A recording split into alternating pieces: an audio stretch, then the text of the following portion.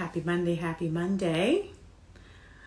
So I've been sort of thinking about this conversation. I was listening to a live by a friend and colleague of mine who actually I'm going to be interviewing for my podcast. I believe it's this week. This week we're interviewing Jared Washington, and he's a therapist, and he was interviewing with, I cannot remember the sister's name. Gosh, but I was listening to their IG live. It was a really, really great live. And one of the things that came up in the conversation was this idea of the struggle. And particularly in the Black community, we have the saying where the struggle is real. And, first of all, I'm going to preface this by saying, as I talk about what I'm about to talk about, this is in no way to diminish anyone's experience. And it's an opportunity to take a new perspective. And so, one of the things that came up was that in our community, oftentimes, there's this whole idea of the hustle, of the struggle, and how we have to, and some of us, especially who make it, who are, professionals, who are successful entrepreneurs, who are successful in corporate, in order to be valid, in order to be legit, as they say, have to have made it from some sort of struggle. And it's an interesting thing that we can sometimes wear struggle as a badge, right? And even and I was actually talking to an attorney, a sister attorney, who actually I'm also going to be having on my podcast, who we were talking about with the kids and how even we sometimes manufacture struggle for the kids. And I'm guilty. Like, that's something that, as a person who, I know my son has it much better than I had it. And I grew up middle class. I didn't grow up poor. I didn't grow up without from a certain point on.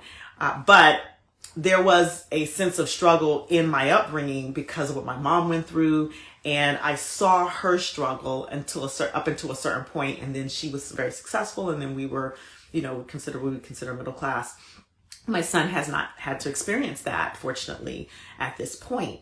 And any struggle that I've experienced, I have not necessarily passed energetically down to him. And so there's this idea that the struggle is real.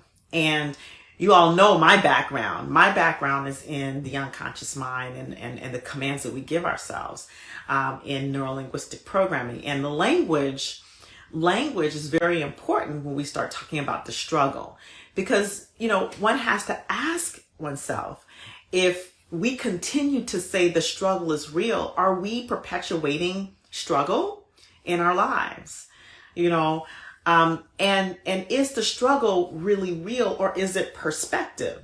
Now, again, that's not to say that there are not challenges in the world. There are not people who are struggling. That's not to say that.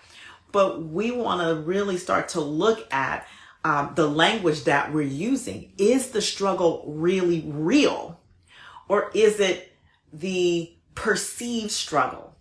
And one of the reasons that this comes to mind to talk about is because, we perceive a particular amount of struggle, in our lives. But I've been all over the world and especially, I've done medical missions. I've just visited, other countries. I've been third world. I don't know if there's such a thing as second world, but I've been a lot of places in the world, and I've seen people in circumstances that would be, much lesser off than a lot of people that I would say in my circles who talk about the struggle being real, right? And, there's this saying, first world problems, but that is a thing, right? Because when I've gone to, I've been to Cuba, and I've been to, I've been to Ghana, and I've been to Dominican Republic, and I've been out in these places, not in resorts, because I've done medical mission work. So I've been in the villages, in the communities, and the things that they do not have, like basics, like food and water type things. And then the attitudes that they have, like the happiness, the sense of family, the sense of community, watching the children play. It's a different experience to be with those people. And I remember, being particularly in the Dominican Republic, we were in the mountains, providing care for women's health care.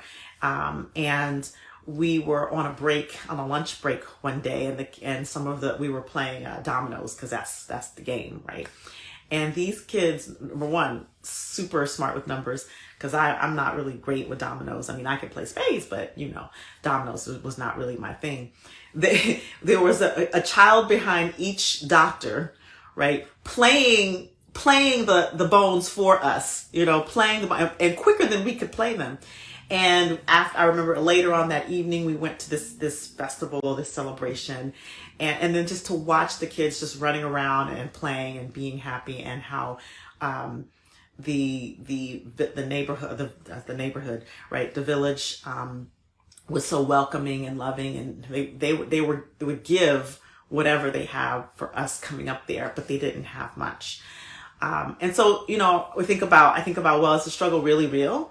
Or is it actually perspective? Again, that's not to say there's not challenges, but for those of us in life, especially like those of us who are in careers, in corporate, in entrepreneurs who own businesses, who mindlessly or unconsciously continue to use this language, we need to be mindful. We need to be mindful of how much we continue to spout about the struggle being real, right? And look at, well, what is so? What is so? Are there circumstances? Yes, there are circumstances. Can we pull ourselves, or can we pull ourselves from out of the struggle? Can we be of a circumstance without being dragged by the circumstance? If we continue to say the struggle is real, are we perpetuating the struggle? Right?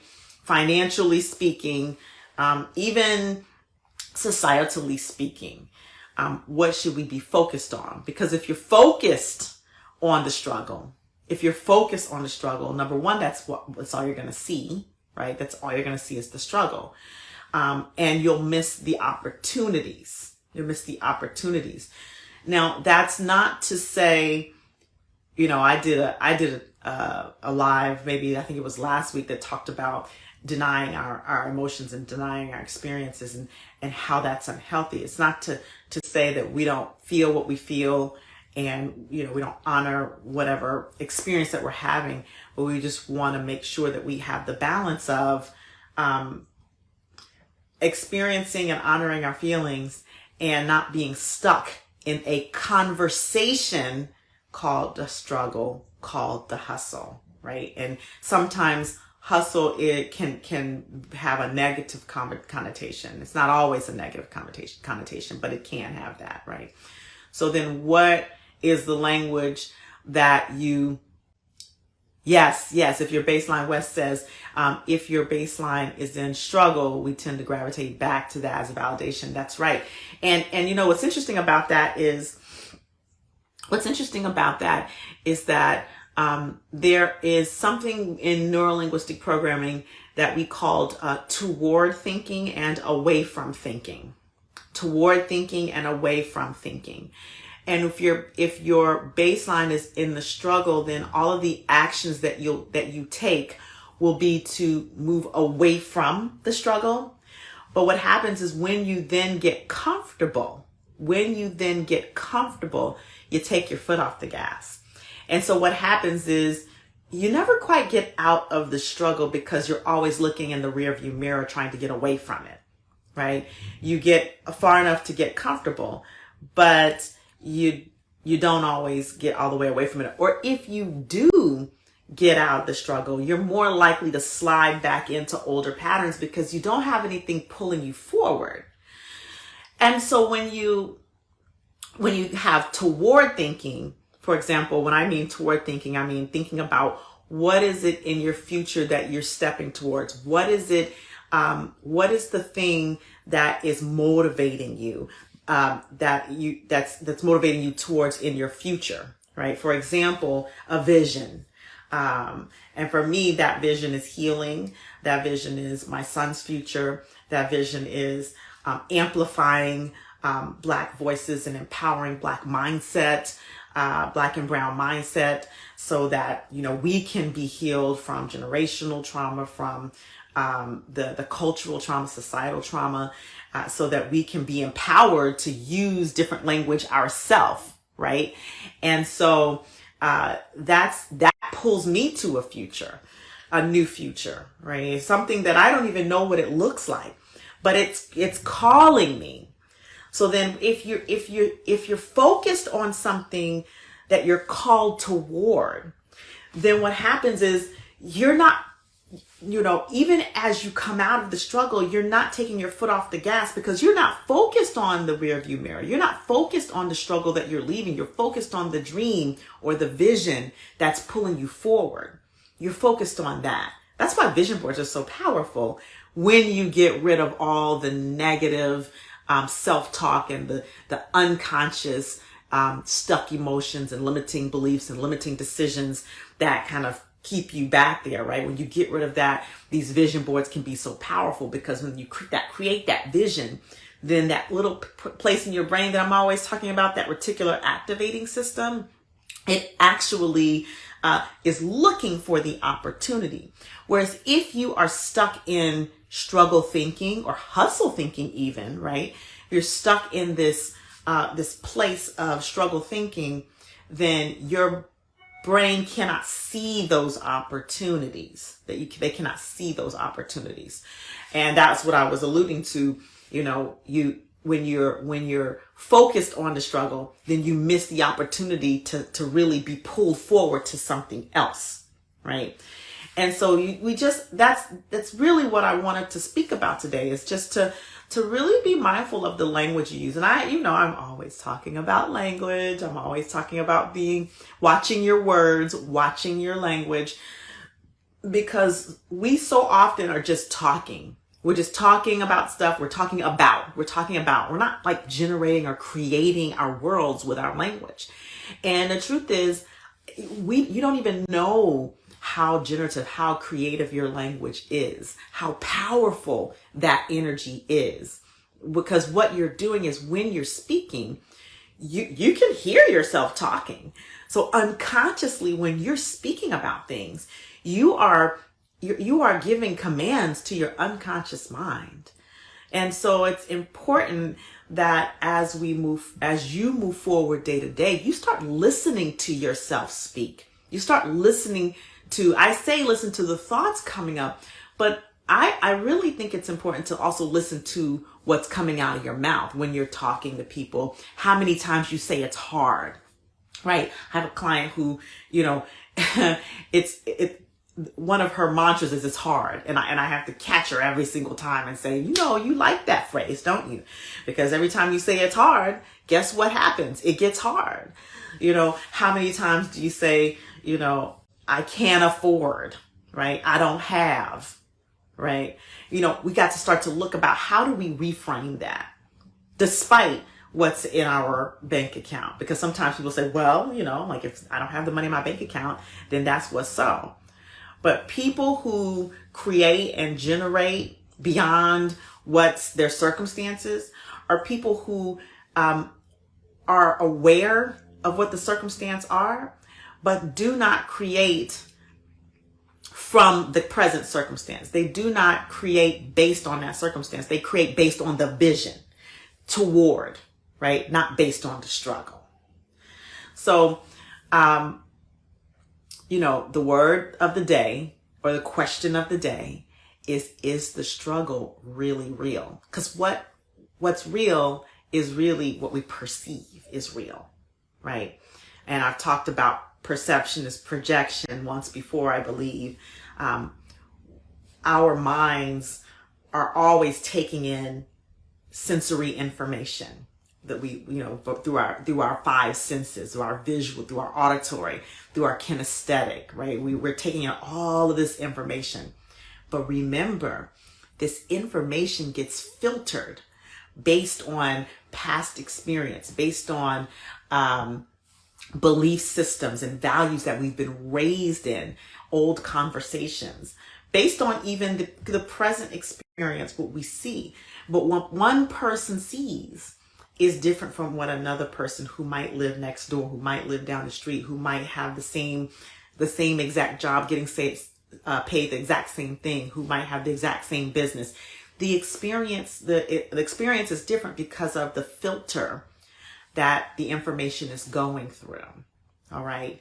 And so then we got to look at, for one person, the struggle is real, but for the next person who may seemingly be having the same experience, the struggle is perception. Perception is projection. And what you perceive, you will ultimately project into the world. So ask yourself today, is the struggle really real? Like, is it really real? And really think about that. Like, don't just settle to say, yeah, based on my bank account or based on my this or based on my that, the struggle is real. Like, don't just settle for that, right? Really inquire. Is the struggle really real? And if it feels really real to you, ask yourself, what about that feels real? Why does it feel real? And then what can be done? Like, what is the vision that could pull you forward into a new future? And so that you're focused on something other than the struggle. And that's your homework. All right. Like I said, I don't do these talks just for information. I do these talks so you really start to think a little bit differently about how you approach your life, about how you listen to yourself. That's your other homework. Listen to the words that are coming out of your mouth. Every single word, every single phrase. Start to notice what phrases you say a lot. Start to notice that. Start to notice the it's hard and I'm struggling and and again, not to dishonor your experience, but like, how many times do you say that, right? How many times does it come out of your mouth? And then, what's the truth about that? Are you really struggling? And if so, then what can you do about that? What can you, to be able to start to lift that weight, right? Because it's important that you do get in communication if there is struggle happening, especially if there's internal struggle happening. It's important that you get in communication so that you can begin to focus on something different and be lifted out of that struggle. Yes. And so with that said, you know where you can find me if you want to know more about the tools that I teach, neuro-linguistic programming, the tools that I teach to be able to really get at the source of your thoughts, your emotions, your beliefs, your habits, and therefore your results in your life, like your actions, and therefore getting at the source of all of the results in your life, being that powerful, being able to focus on the toward and not the struggle. If you want more of that, and you think you might want to train, we do have a training coming up this summer, and we have one in the fall. So you click the link in my bio. It will take you to the Mind Remapping Academy, which will take you, you'll be able to see our upcoming trainings right from the homepage. There's a button you can click.